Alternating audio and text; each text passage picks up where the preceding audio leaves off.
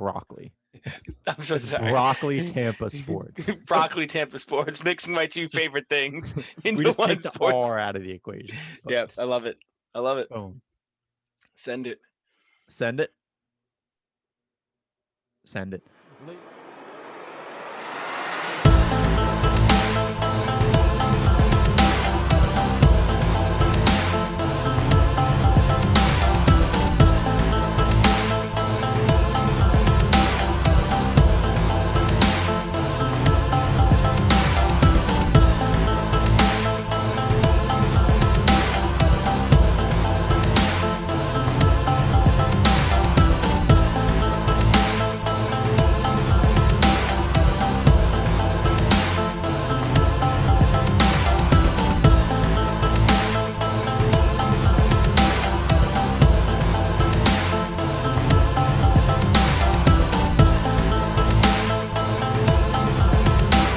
Ladies and gentlemen, boys and girls, welcome back to Garbage Time. I'm James. I am joined today by my co-hosts, Drew and Zack, and the latest addition to BOTA. You love him, probably. You know him as our favorite vegetarian, because it's, I think, the only vegetarian we know. It's Broccoli Rob, full-time member of BOTA now. He's not that special. My aunt's a vegetarian, so he can fuck off.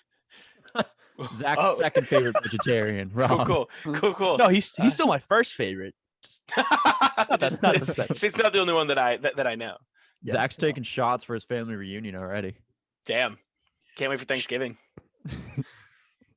But boys, it's just a matter of time before fist fights break out. I mean, that's just how it happens. Like Anyway. among vegetarians or like among your family? Both. oh yeah, wait, that's a good question. I'd say Boys, both. how we doing today? Fuck off. How are you? I'm good. I'm currently making a background for Zoom, BOTA background, so you don't see me. I'm talking, but you do not see me right now. So that's what I'm doing. No, I do see you. You're still on screen. We all Oh, really? see you. Yeah, Oh, you're hey, what's still up? very on screen. Oh, what's up? You're still very seeable. Like Well, that's you super cannot awkward. see me. Zach's just rubbing his nipples. It's like, Yeah, dude. I was like, oh, I am invisible. you cannot see me, you sneaky boy. Oh my God. All right. Imagine. So off the bat, we got some news, but then we're going to go into our prospect rankings. We're going to be doing top fives for quarterbacks, running backs, and cornerbacks today, because realistically, we just felt we felt like we were repeating ourselves with prospects in the top 10 and 15 and teams and prospects in the top 10 and 15. So now we're just going to review prospects 2 weeks before the draft. Yay. Yay. Yay. I'm so good at this. Yay.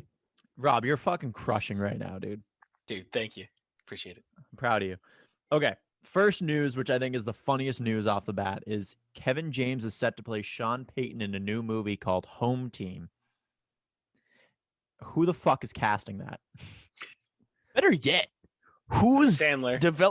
developing a movie about Sean Payton, knowing well that Bountygate was a thing, and I don't like think it's just necessarily Sean Payton. I don't think it's about him. I think it's about the Saints, Mm. but comedic and Kevin Jamesy. yeah. I don't know. Every time I look at Kevin James, my first thought is, damn, that's Sean Payton. So You have to do that double take. I'm excited. I'm excited. Yeah. Do you guys want to hear the worst take I've seen in a while from someone? I'm not going to call out their name, but I'll tell you after the recording. They said Kevin Durant looks just like Denzel Washington.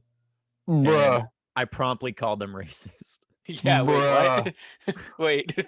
Those two look nothing alike. Not even remotely. It's No, not even tight. A little bit. No. And then Rob, Zach, Yep. the second biggest news after Sean We Payton get it. being We get portrayed it. as We a get huge it. We man. get it. We get it. We Yes, get it. that we get Kevin it. James has been get cast it. to play Julian Edelman in the Squirrel movie. We understand. Thank you. No, they got Rob Schneider for Julian Edelman. Oh, God. Oh Yeah, God. that's even worse somehow. I'd rather have Oh, David Spade, honestly. Somehow. Dude, David Somehow Spade is that Julian works. Edelman. Oh, David that's so Spade- good. David Spade could actually pull that off, like with a lot Yeah. of makeup. No, Yeah. no, don't Yeah. do that. You need a Yeah. lot of makeup and a lot of steroids. You got to get on that. You got to get like a bulk of muscle and then cut it all back and get to like 0% body fat. So you get those weird veiny biceps. Well, no, he what he has. really needs is, like 5-inch platform heels because David Spade's like 5'4", and a circumcision because Julian Edelman's Jewish. So you get those two things, and there you go. David Spade, I know you're a full-time listener. Are you circumcised? We need to know. Yeah, it's for science, of course. It's for science and casting. Also, give us money. Casting if you have couch. any. I don't know if David Spade has any money left. Drew's looking for a new best friend in the fluffer business. So if you could just hit him up. God damn it. You'd only need 3-inch heels, you asshole. That's what you come back with? Is that you only need 3-inch heels? Really? I was doing research. Amazing. Dude, honestly, fuck me. I'll go fuck myself for that one because I'm a moron. Yeah, you can't come at me, Zach. I had the Yeah, best that's right. comebacks. You I know. know. That. Oh my Completely devoid of the fact that Drew thinks no one denies that he's not a fluffer. Yeah, David Spade's actually 2 inches bigger than you thought, you fucking ass. Actually, he's 3 inches taller than you thought. And All right, God. dude, I'll Get go. fucked. also Dude, I'll take a 1 inch double taller fuck than me you. on that one. That's fine. You're not gonna win. Zach. You've been overpowered. Yeah, I know. I've been outmanned by 3 inches. Betcha. Anyway, off of that statement, let's talk about the top 5 quarterbacks, boys. No. Okay. Jamarcus Russell making a comeback. Very excited. All right. know- Yep. Great to see. Yeah, Love that. You know what's funny, He's James? been quarterback coached by Vince Young. What, Oh. Drew? I know exactly 5 quarterbacks in this upcoming draft. That's perfect. Fuck it. Then that's our top 5. All right. So let's go down the list on what everyone has. I want to hear. Let's go Drew, Zach, Rob on your top 5 list, and then we'll talk a little bit more about the individualities. All right. I mean, I'm guessing they're probably all going to be relatively similar because I got Mac Jones at number 5. I got Trey Lance at number 4. I got Justin Fields at number 3. Zach Wilson at number 2, of course, and Trevor Lawrence at number Okay. 1. Yeah. Zach, This is how we rank them, correct? this Not is how your they're gonna go. personal. Yeah, this is your personal ranking, which is vital. Right. My personal ranking, I actually have Mac Jones and Trey Lance flipped, but everything else is the same. Fair. Robert. So here at number 5, I have Ian Book. Then we have Wow. Kelly. Wait, holy shit. Wait, really? No. Oh, I was like, damn, that's. I just that's a thought bold every take right off the single bat. list is gonna be Yeah. be pretty much the same. Yeah. No, but at I'm just gonna go one down. So at number 1, Trevor Lawrence. Number 2, Zach Wilson. Number 3, Mac Jones. Justin Fields, Trey Lance. Interesting. I think Okay. that's about as different as we're going to get. That's fair. I have a relatively different list. I mean, the consensus number 1 is going to be Trevor Lawrence, right? That's not a Yep. shock to anybody. We've talked about that. My number 2, even though he's going to be drafted 3rd, is Justin Fields. Then I go Zach Wilson. Where'd my Zach Wilson notes go? Oh, there they are. Zach Wilson. Then I'm going to go Trey Lance at 4. And I actually knocked Mac Jones out to push Kellen Mond in at 5. Really? Okay. Yeah. See, I had a Sheesh. feeling you were gonna toss Kellen Mond in your top 5 because you've been so big on him. I don't understand what the over-evaluation of Mac Jones is really because he just seems like a okay quarterback. Like So- he had ridiculous weapons at Alabama, and I just don't see How that transition. translates. Yeah, I don't see how that translates because you're coming into a league or a team potentially in the top 10. Most of those teams don't really have the weapons to compete right off the bat. Well, I think that makes him just very, very system dependent. I think he's, a very Correct. smart player Super that's true. going to be able to utilize who he has around him to the best of their abilities. Right. But Well, he's think about it only like going to be this. as good as who's around him. Think about it like this. The only team in the top, I would say in the top 10 that he could be put in and most likely thrive from the get-go would be the 49ers. So I can understand why teams have them, why people have him going 3rd overall. But why would you take a guy like that when you could have a guy like Justin Fields at number 3, and you put him in? He thrives, and his potential, I believe, is a lot better than Mac Jones. So because I think their thought process is, yeah, you could put him in and he might thrive, but we already know what Mac Jones does when there's people around him. So the 49ers are probably looking at it like, we can just give Mac Jones those same weapons he had at Alabama, and we know what he's going to do. Versus a quarterback with potential, Right. where the argument is it could be really good, but we don't know what the floor is like if it doesn't mesh. right, but if you're sitting there with the number 3 overall pick and you play it it safe when you have multiple options at quarterback and you play it safe and it comes and bites you in the ass, that's a terrible, terrible look. Yeah, I mean, but can't you say the same thing and the vice versa, where it's you could have had a consistent quarterback who you knew exactly what you were looking at, and you decided to gamble it on somebody who maybe have a little bit more. I mean, I feel like there's no right or wrong answer there. Yeah, see, You know what I mean? I feel like no matter what, you either get burned if you were wrong, or you're going to get the credit if you're right, and it's not even going to come down to who you drafted at that point. Right. It's Well, really that's going to the be thing. like, That's the thing, though, is that they mortgage their future out to get the number 3 pick, and they have to get it right. Do you know what I mean? They have to get it right. So I think if you're doing that, you're making such a big move, and then you go and get a guy that could have been there at, like, 10, 11, 12. Why would you do something like that? Original spot. Yeah. He could have been there. Yeah, exactly. So what doesn't make sense is why you would go up for somebody like a Mac Jones, where, I mean, some mock drafts have Mac Jones falling to the Patriots at 15. You know what I mean? But to me, it seems like Justin Fields doesn't make it out of the top 10. So you just have to look at the consensus from everyone. And it doesn't seem like Mac Jones would be their guy at 3. But, what do I know? I'm just a fucking dude from Boston that has no idea what he's talking about. So, So, Zach, you were talking about why is Mac Jones so highly touted, right? I mean, obviously the Bama I understand tag the comes. IQ part. No, sorry. I understand the IQ part and like and off the field stuff, and that's fine. But like, again, just watching both of them play, they have very different play styles, and it would make some more sense to me to bring someone in that's different than Jimmy Garoppolo. Yeah, wouldn't you think? Yes and no. I think you'd want to advance the prototype of what you have, which I think is what they would do with Justin Fields.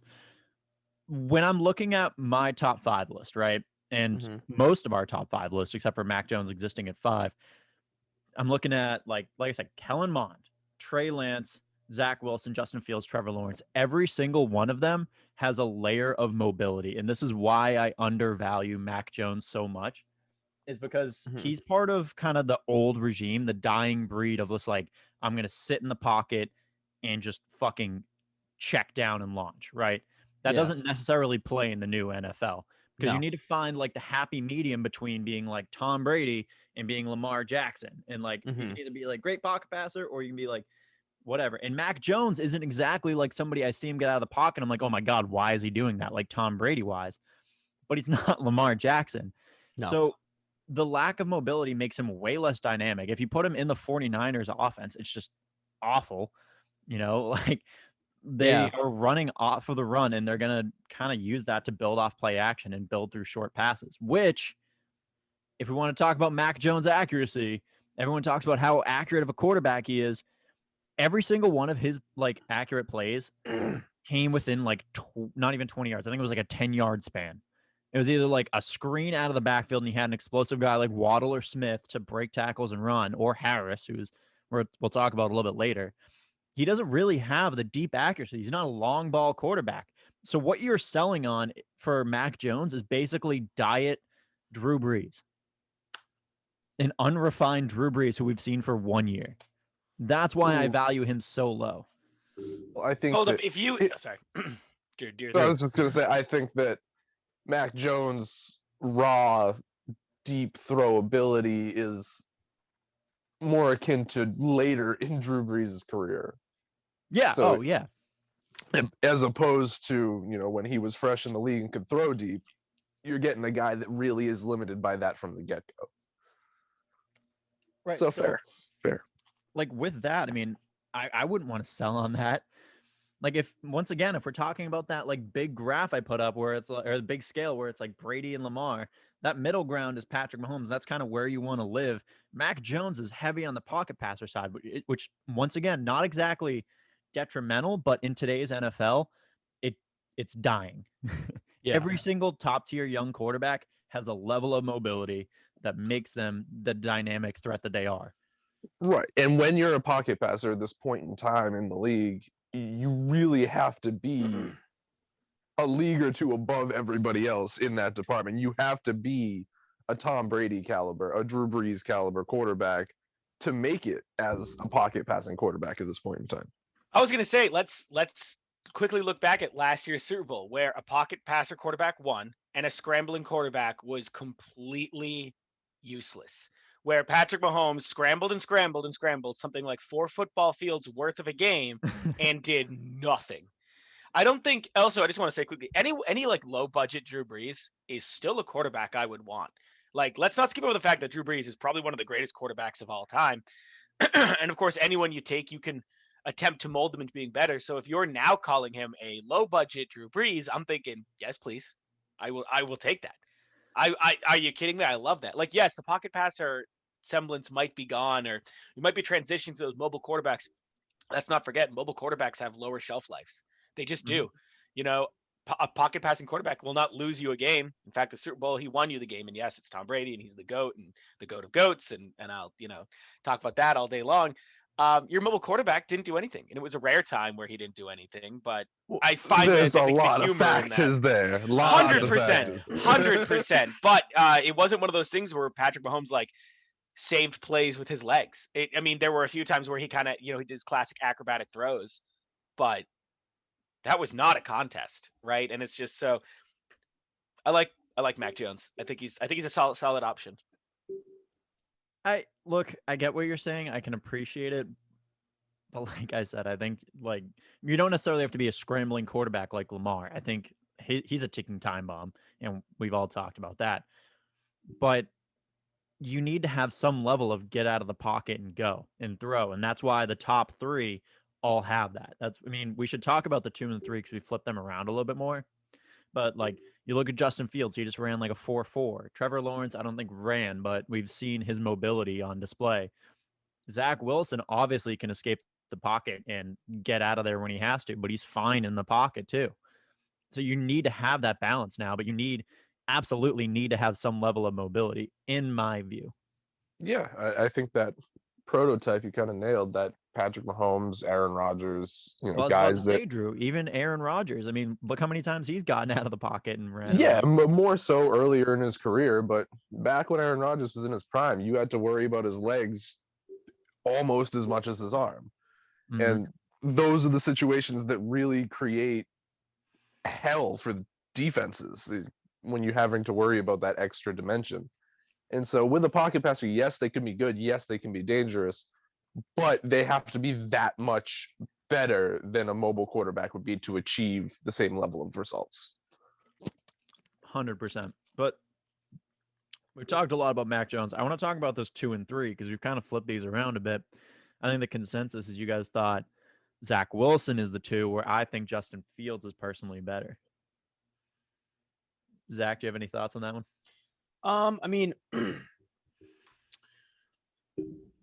I guess the 2 and 3 kind of switcheroo you got going on there, minus more consensus to what is most likely going to happen rather than personal ranking. I mean, obviously, I still think maybe,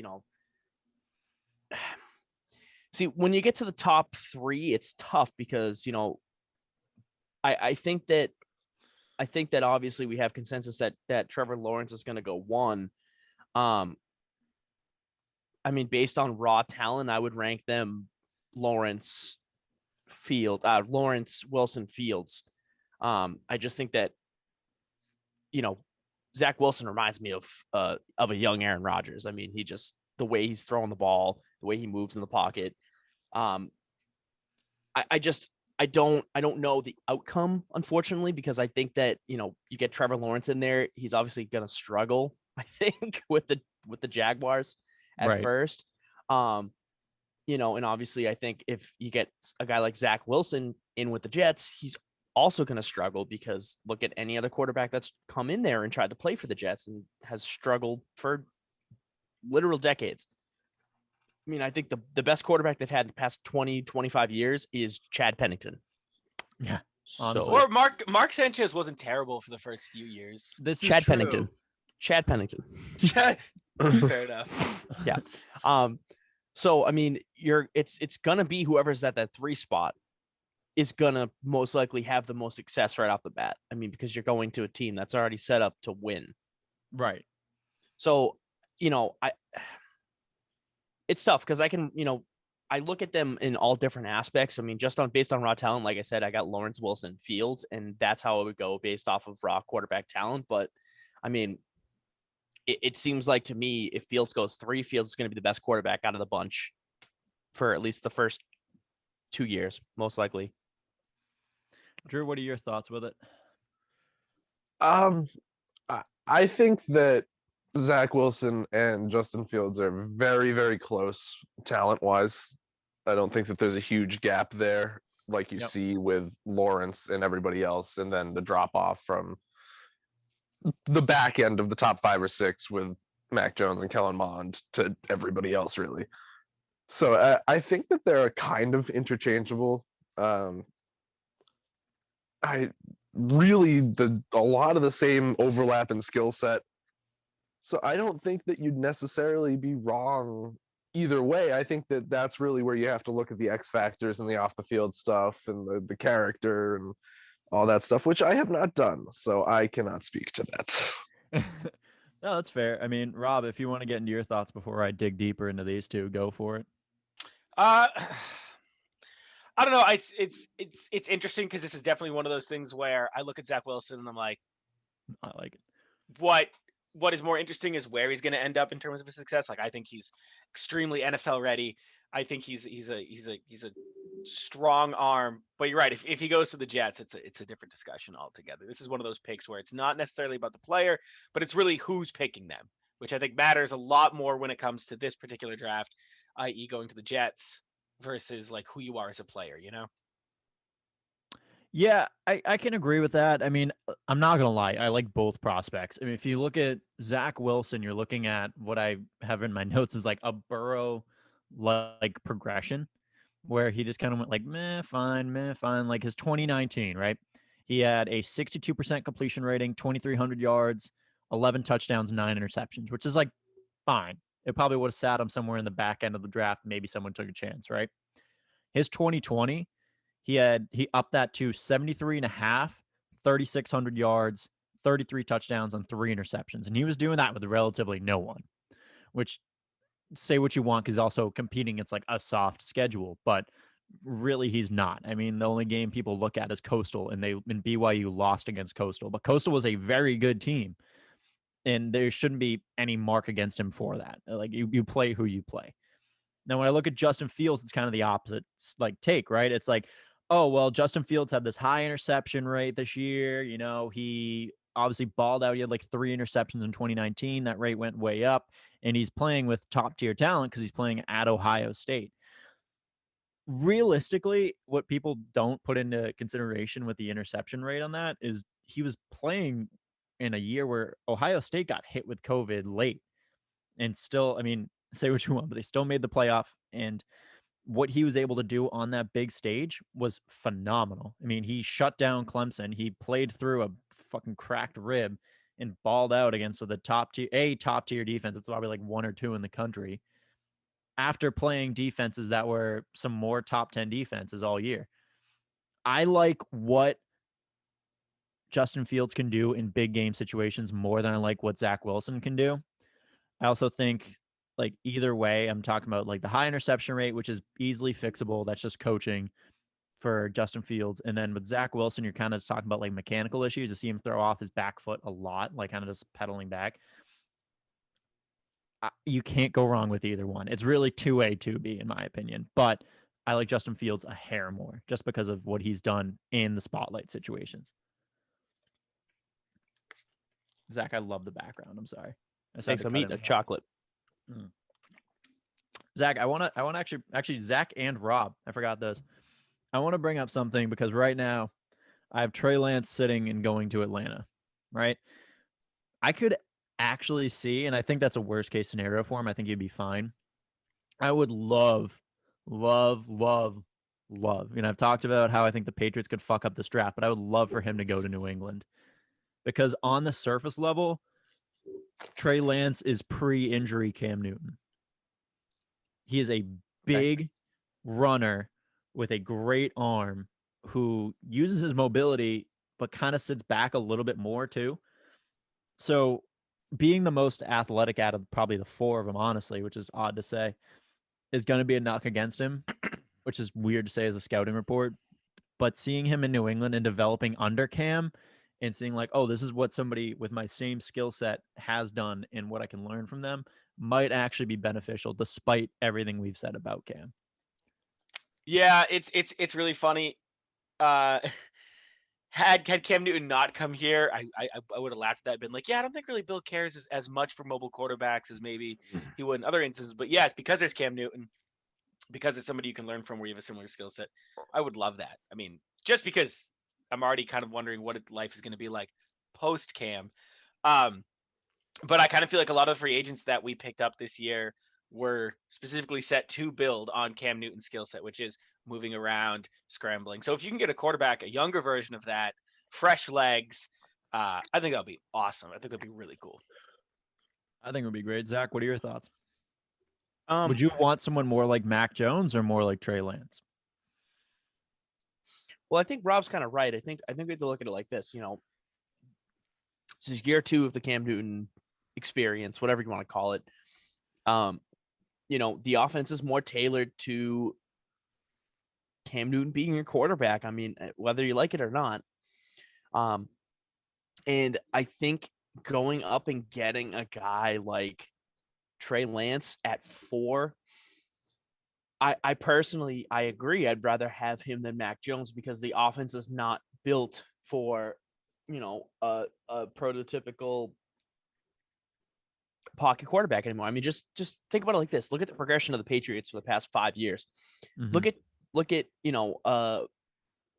their last really good Super Bowl win. I mean, I would say the 2018 Super Bowl win was just completely on the backs of the defense. But you look at that playoff run, and they won off of defense and the running game. That offensive line was tailored towards the run. If you get a mobile quarterback, and have an offensive line that is tailored towards the run game, then you're setting yourself up for success. So why would you go back and get another not another Tom Brady, but another player that plays like Tom Brady for a team that is transitioning out of that style of play? So Yes. I agree. I don't think we should go back and get someone like Mac Jones because I don't think the system is tailored to a quarterback like that anymore. And it's definitely moving away from it. I mean, obviously Cam Newton's your quarterback, but the players they picked up, the style of play that they've, been playing the past three and a half years. So if they go up and they get a guy like Trey Lance, I'll be okay with it. Because the alternatives, there's a lot they could do with that 15, and it's such a gray area that I could totally see them trading up and getting a guy like Trey Lance. Now, my question is, do you 100% think that Trey Lance goes at 4? No, I'm not 100% sold on that either. I think we'll Right. talk about that later with the corners, but go ahead. So I think that if you're the Patriots, you look at it like this. You have, your top 3 quarterbacks go. And whether it's Justin Fields, whatever. If Mac Jones goes at 3, or, or I guess we could say that if Mac Jones goes at 3, do you still trade up at 4, but do you go out and get a guy like Justin Fields instead? Man, it's tough. I would say. You know what I mean? Yeah, I mean, I think Justin Fields would still be the best available. So Yeah. jumping to get him would be better. Yeah. But like you said, it's a natural transition for Trey Lance or from Trey Lance. Right.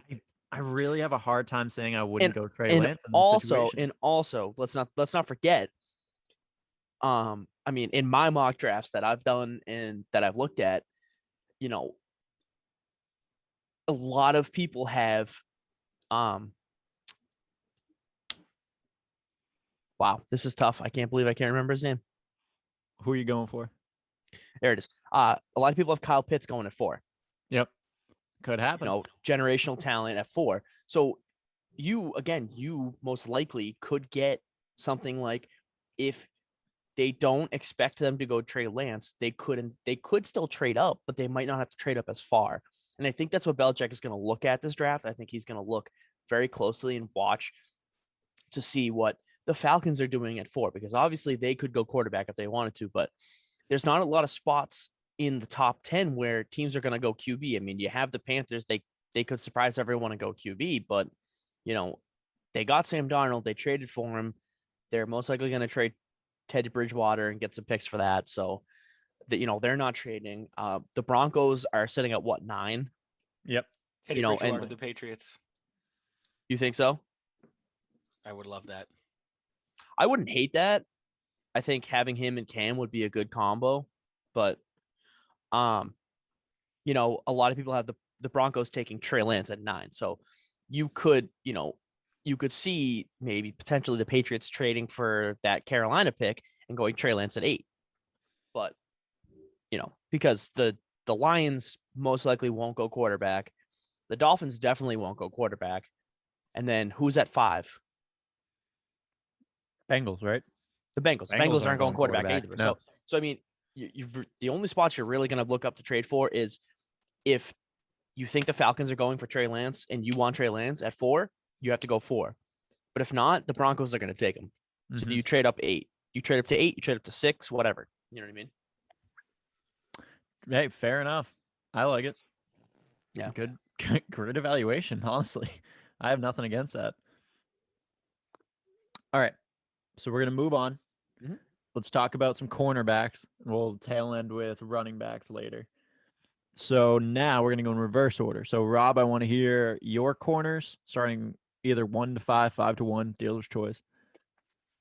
Okay. And then we'll go Zack, Drew. Yeah.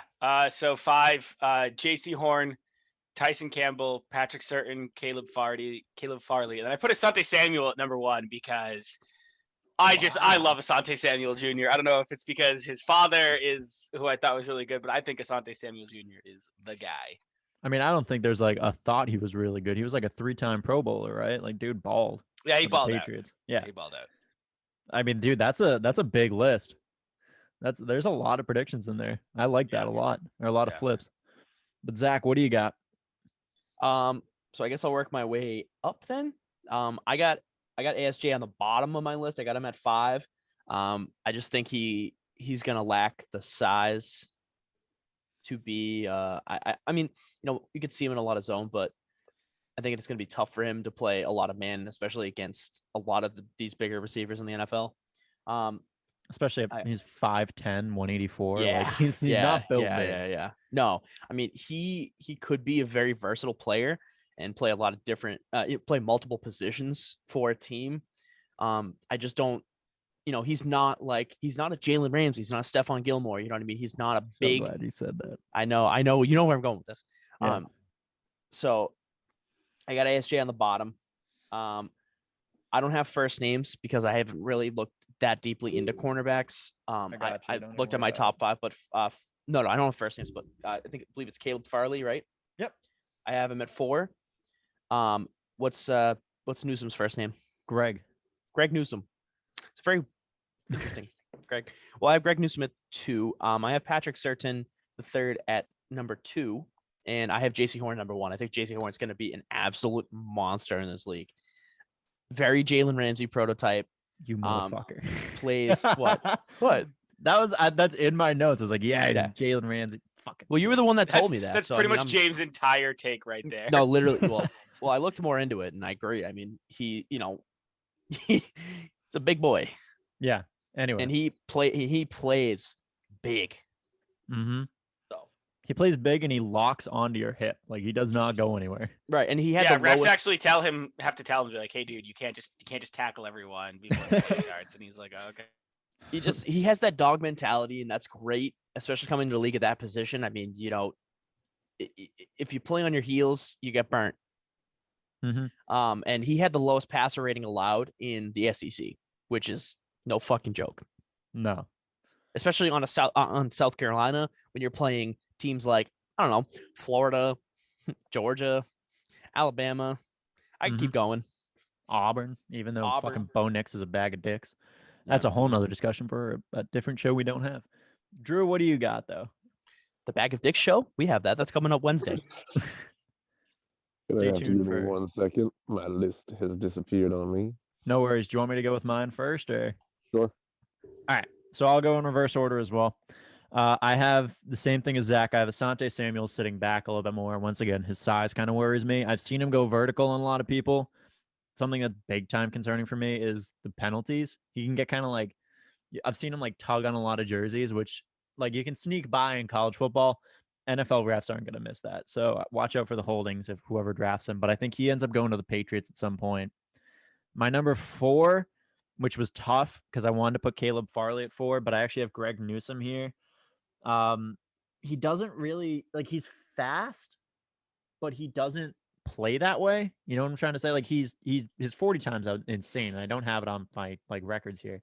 Right. So, I think if he's playing like a streak or a go or something like that, maybe he'd be better, but no, not even that. Like for some Really? reason, he doesn't transition off the back pedal well.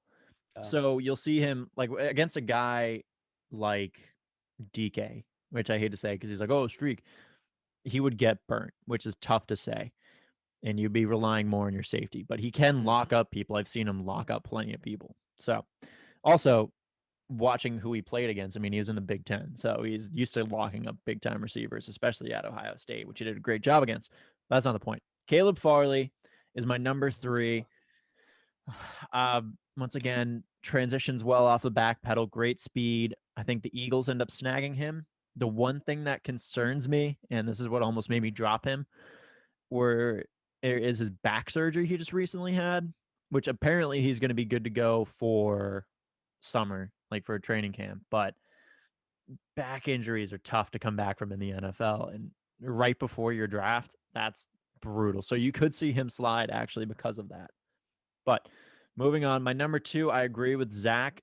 He's going to be drafted higher just because of where he went. He is a very talented defensive back. He's a very talented cornerback. But I have Surtain. I think his biggest downfall is that when play action happens, I've seen him commit way too many times and lose his receiver. So that is going to be hugely detrimental, especially if he ends up in friggin' Dallas or Atlanta. But I have J.C. Horn as my top prospect. That is definitely South Carolina bias, but it's mostly because of what Zach said, what I've said. He's a very Jalen Ramsey prototype, or he's a very much so a Jalen Ramsey prototype. Zach was really good at saying that. I think that was an insightful move by Zach. Yeah, thank you. I know. I come up with my own notes, you're guys. Kicked off the show. You're done. No more broccoli on broccoli on broccoli. Yeah, now you're cauliflower Dave. Dude, okay, hold up. Hot take. Cauliflower is No, amazing. it's cauliflower Robert. Cauliflower is not as good as broccoli. That's a whole nother debate. That's a master debaters. Actually, cauliflower is better, but that's fine. Depends on it depends on what you're going dish wise, right? I mean, if you're doing a little barbecue, cauliflower works real well with the I'm sorry, James. You know what? My bad. No, go ahead. Speak your truth. Listen, Kay. while I'm here, vegetarian to non-vegetarian, cauliflower is extremely versatile. Top 5 prospect. It can adapt well into any dish, both barbecue and buffalo. I was trying to give it like a football take, but it really kind of lost its wheels there. Anyways, cauliflower is absolutely amazing and should not be slept on as a vegetable. Thank you. Drew, can you give me your top 5, please? Yeah, cauliflower, definitely number 1. Broccoli got to be coming in at number 2. You motherfucker. Oh, that's not what you wanted. Oh, okay. All right. Got you. All right, so anyways, cauliflower number 1. Sleeper pick, Brussels sprouts number 1.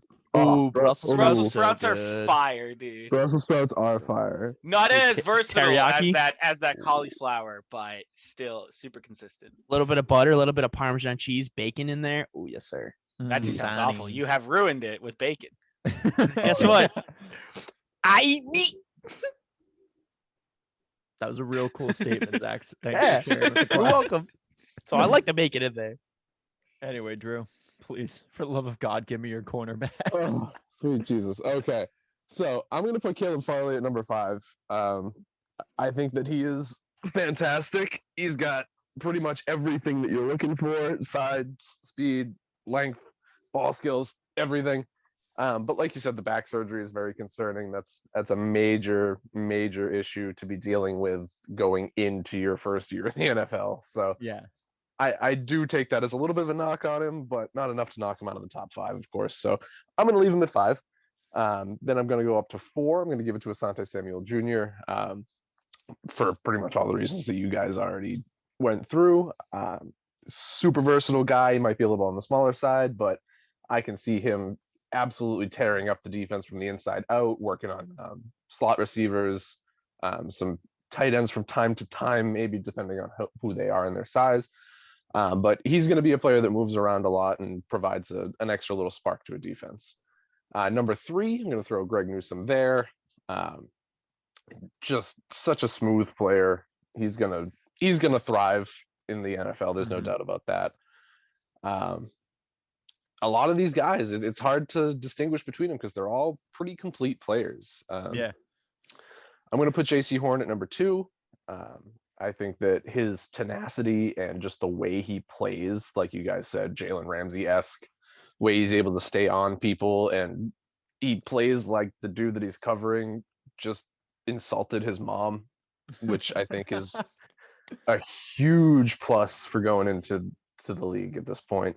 And number 1, gotta give it to Surtain Jr. Love Patrick Surtain Senior. Isn't he the third? No. No, he's a junior. He's straight Oh, two. I thought he was. Oh, No, that's funny. There's in all of our lists, there are 3 juniors or seconds. This is true. This is very true. Wow. Anyway.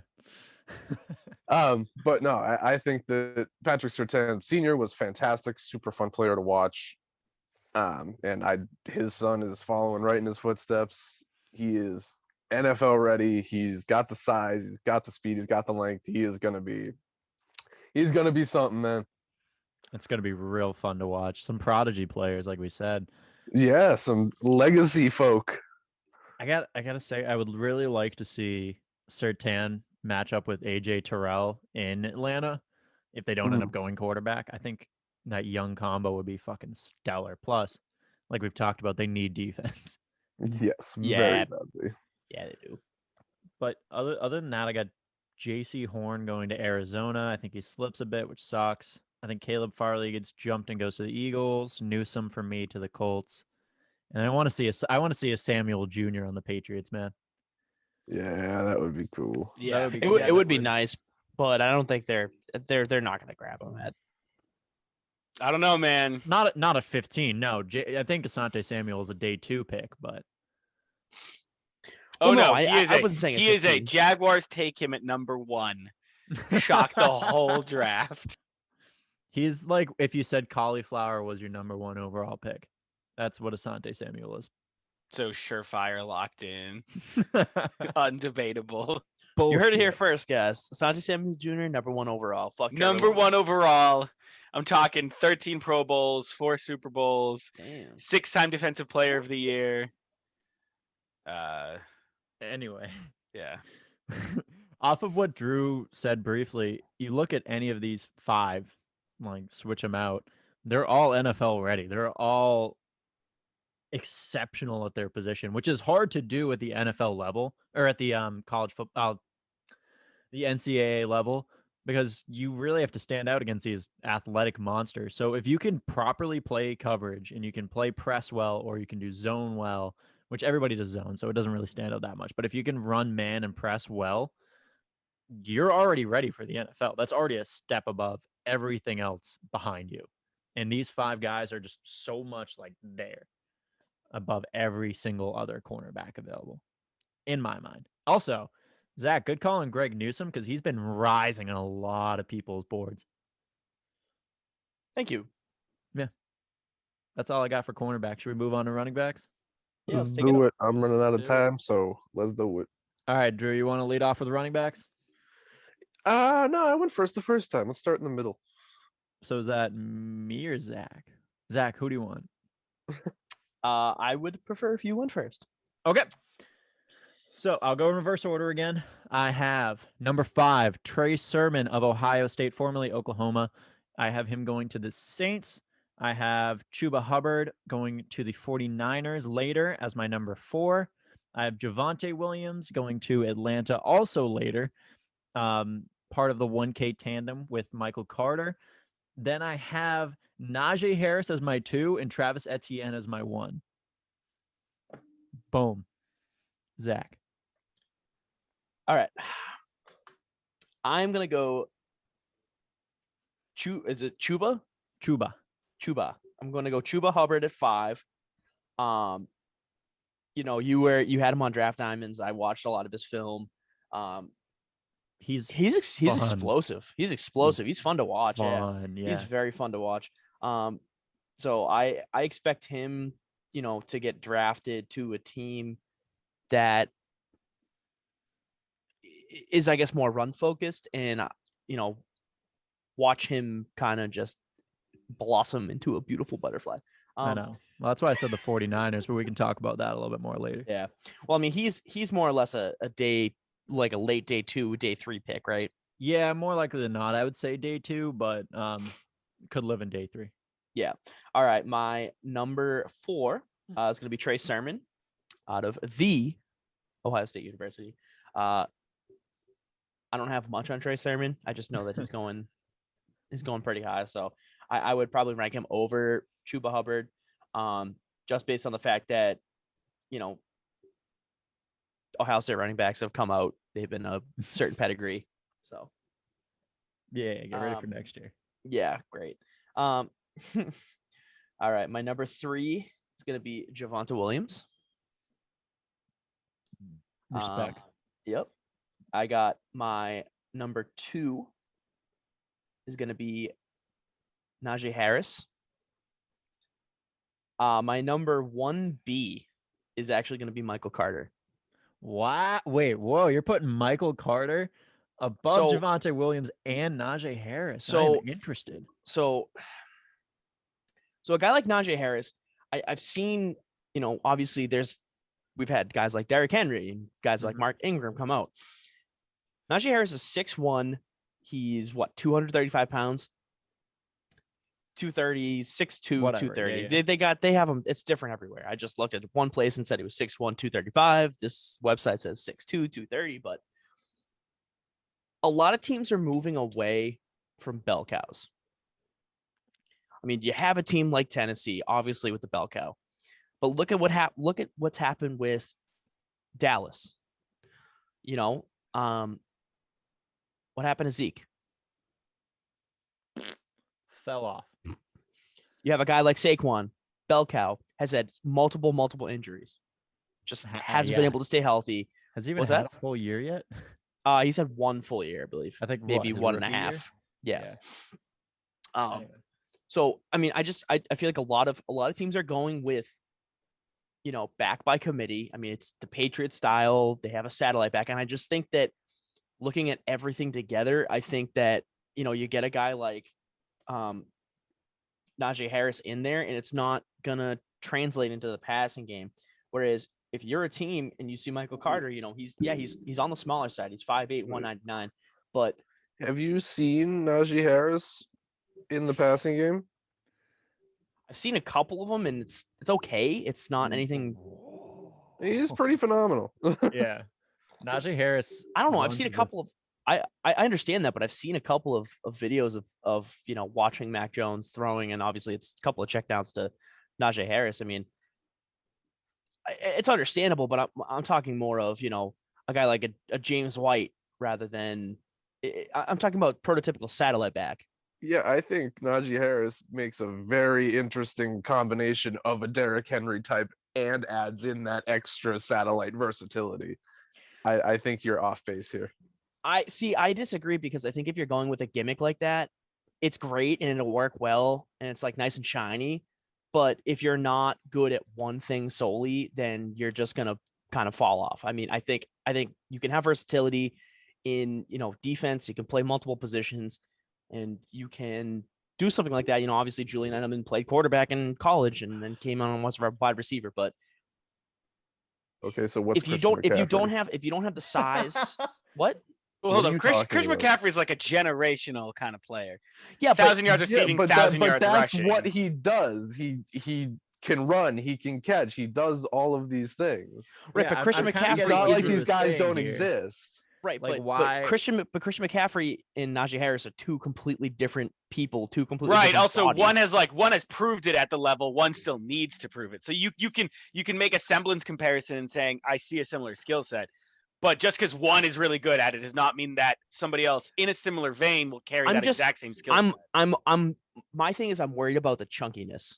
Like he's a big boy. Like he would be good as a downfield runner. That's fine. That's not what I'm worried about. It's more or less I view the satellite backs as a bigger threat than just downfield running, because if you have a dual threat, yeah, you get a guy who can run the ball, that's fine.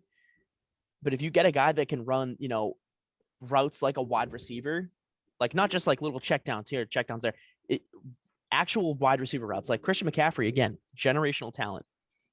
He can still run the damn ball. That's fine because he's very shifty. I think that when it comes down to it, if you get him in the right situation, you get him on a team that utilizes him the best way, I think Michael Carter is gonna outpace Najee Harris. I heartily disagree. Yeah, I fine. mean, I as playing devil's advocate here, I could see what you're saying where Christian McCaffrey can line up in the slot. I think you're undervaluing how good of a pass catching back Najee Harris is. And Najee Well, Harris we'll has dropped see. 3 out of 83 career targets. He's broken 35 tackles on 80 career catches. He's a monster. He's got a catch radius that almost any other running back doesn't have. All right, well, we'll you see. are undervaluing his pass catching skills monumentally. All right, well, like I said, we'll see. But like I said, it's more about the frame too. Okay. Yeah, I want smaller guys trying to catch the ball. I don't want guys that can catch on a larger radius. What do you mean the frame? What do you mean? What do I mean? The frame? Why do you want to be He's a throwing to smaller someone with a guy. smaller frame? What do you mean he's a Dude, I smaller mean, guy? if Derrick Henry could catch It's like balls, okay, that would be it's like fucking the deadly. difference between like Christian McCaffrey catching the ball and Jerome Bettis catching the ball. It has nothing to do with radius. It's like literally the size of the being. Like a smaller dude can get absolutely knocked. He can get A crushed. catch radius is great, but if you get the ball and you're not automatically immediately turning up the field and getting extra yards, like I just don't see that with Najee Harris because of how big he is. That's what he does, dude. That's literally what. What All right, well, videos are He's you one of the watching most this man? elusive backs in college football. All right, well, I'll look into that more, I guess. I don't fucking Yeah, know. do a little research there. Oh, so I'm gonna guess then Travis Etienne is your one. Yeah, Travis Etienne's my one. Okay. Because Etienne, I would feel like would fit what you're looking at as more of a prototypical receiving back, right? Yeah, he's a little on the bigger side from like obviously Michael Carter, but yeah, I would agree. Drew Sif. Spit, All right. motherfucker, spit. I just don't like Alabama football. Sorry. It's yeah. Fair. Etienne is my one. Yep. I'm gonna go with Najee Harris at 2, almost unquestioned. I like Javonte Williams a little bit better than Michael Carter. I like his style a little bit better. I like that kind of little pinball, bounce around, knock the fuck out of some defenders. I love that style. That AJ Dillon, put your head down and go. Yep.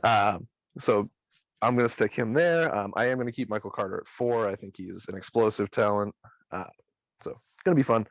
And then for number 5, I'm gonna go down the list a little bit here. I'm gonna go to Demetric Felton. from UCLA. Oh, he made my 6th spot. He almost made the cut. Yeah, he practiced with wide receivers primarily at the Senior Mhm. Bowl. I think that he's going to provide a fantastic skill set, and it's just going to be a lot of fun. Very Antonio Gibson-esque, in my opinion. Ooh. Okay. I like it. Rob? Okay, so my number 5, I have Chuba. At number 4, I have Michael Chuba. Carter. At number 3, I have Kenneth Gainwell. At number 2, I have Etienne. And number 1, I have Najee Harris. Oh, okay. Yeah, I don't know why that like confused me so much. Yeah, no, I mean, I think the 1 and 2 you can kind of go interchangeable if you want. I think, like we said, FTN's running with a smaller frame. Both of them can be workhorse backs. The one thing that kind of concerns me with this class, and I've noticed this with every scouting report I've looked at, every bit of film I've looked at, they are unbelievable running like between tackles. But as far as like getting outside and running on the sideline, like a breaking out, like an outside run, they all seem to be lacking, which is very weird because I feel like that's the opposite direction of what we've seen from running backs. Yeah, there's definitely less finesse and breakaway speed in this class of running backs. It's more smash mouth, more receiving, more those. I was gonna say deals. like way more versatility. I mean, you think like every running back can double as like a catching back in this draft. Kenneth Gainwell can do that. He can also block. There's so much potential for running backs to be.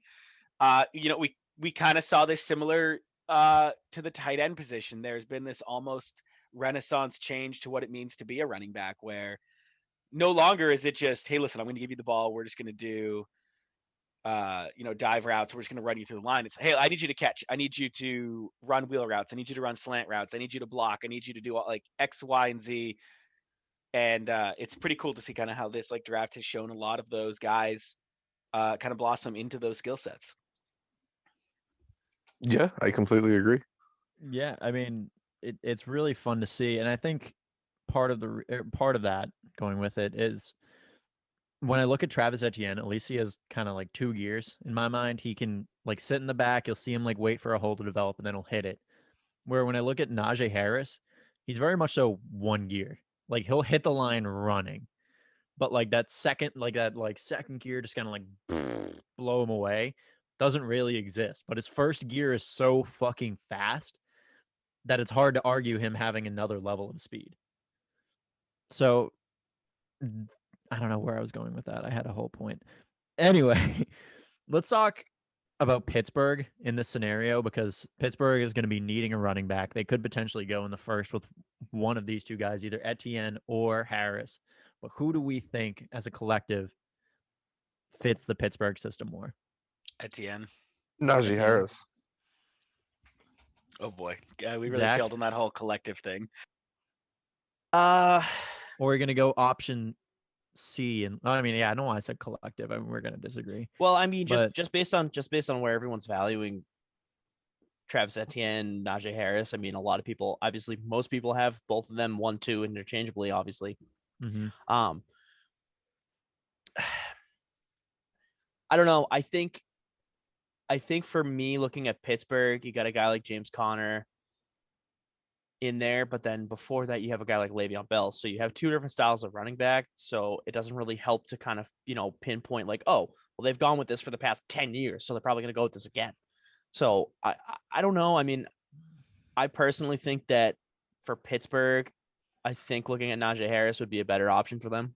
But he feels, I could see him there more. He feels more like a running back that would work in that system. Colin check, baby. Yeah, Pittsburgh has been historically a power run team. Yeah. And they really haven't deviated a whole lot from that recently. Not really. And even when they do, a it's lot been of to zone short run with passes Le'Veon Bell, and but zone runs, and it hasn't been drastic to you're changing it to a West Coast kind of offense or anything like that. So I think that they're going to stick with that kind of prototype. They're going to stick with Najee Harris, who can also contribute phenomenally in the passing game. He's going to be able to do everything that the Steelers like to do in their offense. I can wholeheartedly agree with that. Sorry, Rob. I think Najee Harris just, like you said, feels like a Steeler. And like the same way that Zach Wilson feels like the Renaissance, like new Broadway Joe to me, Najee Harris feels like he's supposed to wear black and gold. Yeah, I agree. I honestly cannot see Travis Etienne in a Steelers uniform. No, but I can see him in Miami. I could see him in Miami, yeah. I think either situation would be deadly for both of them. I think you're just adding a lethal layer, especially in Miami. You might change the whole dynamic of the team. But other than that, I don't think we have anything else. Note about Trey Sermon, actually, since Zach, you said you didn't really know a lot about him, so I'll inform our listeners. Trey Sermon, the reason he is gaining so much traction because he's so valuable is because of what he's shown relatively in a small sample size, because he didn't really kick on until like the college football playoff and right before. He's low mileage. I have seen this guy just run through tackles, and even more so, I've seen defenses have to line up multiple people to try to stop him. I don't have any ratio for this or any exact stat, but I can almost guarantee he's the most double tackled person in the NFL, or fucking kill me in college football.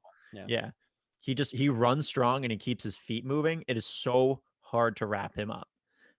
But there's a fat little collarbone injury he got in the college football final, which doesn't always sit well either. Can throw a lot of players off, especially through contact, because the collarbones are hard as shit to heal sometimes, even if you're not moving it too much. So we're going to see how that affected him with workouts, with everything. He might start off slow, but I actually have a lot of faith in him as a runner at the next level. On the opposite side of that, on the opposite side of low mileage, the one thing that concerns me big time about Chuba is in 2.5 years, he's had 585 carries. That's like beyond workhorse numbers. That's a lot. Yeah, that is a huge demand before you get to the game. Exactly. So I think his versatility is favored. Didn't we talk? We talked about this with someone else in the past year and a half. I'm so glad you said that. I think it was Zach Moss, or no, it was Jonathan Taylor. Right. So we talked about Jonathan Taylor and how overworked he was, and we were worried about him not going. And then look what he did this year. Mm-hmm.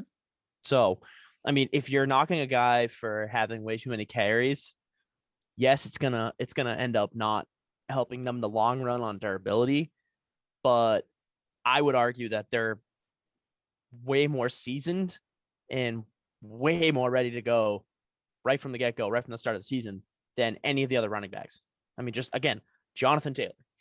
That was the example we used last time when we said, I don't know, I got to be careful because he's had way too many carries, workhorse, blah, blah, blah, blah, blah. And then was easily the best rookie running back last year. And with Jonathan Taylor, I just looked this up for reference. We're talking over 900 carries. Yeah, that's right. In 3 years, but. Right. So, Trey Sermon's not that kind of crazy numbers, but, sorry, were you talking about Chuba Hubbard? That's my bad. Yeah. I thought you were still talking about Trey Sermon. No, I was just transitioning the point of low mileage to high mileage. Gotcha. So, yeah. So a guy like Chuba will come in. He's going to be more seasoned, I think. I mean, I can definitely agree with that. Well, I'm beyond optimistic. Chuba Hubbard was the first draft diamond. He's one of my favorite prospects coming into the year. So I'm optimistic to see what he can do and what he will do. On that point, I think we are done with the roundup, right? Those were our 3 groups. We had one fan-submitted prospect request. Oh, we did? We did. It's from our favorite Eagles season. He wanted us to talk about Peyton Turner, who is an edge. He was out of Houston. I did a little research for this one because I don't really watch too much Houston football. He is, and actually, Zach, this is someone you're going to, Zach and Rob. God, we have 2 Patriots fans on again. All right. I think he could be a good fit for the Patriots again, just because he needs a little bit of defensive line development, but he has some ridiculously long arms at 35 inches. He just rips through people. He really only had last year that made him pop. And the only knocks I can see against him are like needing professional development to kind of refine some of his mechanical issues, which we've talked about. That's usual, but he also needs to play a little bit like smaller. He can tend to line up very square as like a defensive end, which just gives the blockers an opportunity to lock him up. So if they get the jump on him like that, that can be kind of detrimental. I mean, now that you're saying that, and I think that's actually really funny because a huge thing with Bill and that defense is just extreme versatility. And if they can teach him to be smaller and be more versatile as a defensive player, that could be huge. That could be huge. 100%. Yeah. Bill's gonna look at your versatility. often it seems that Bill makes those kind of decisions more.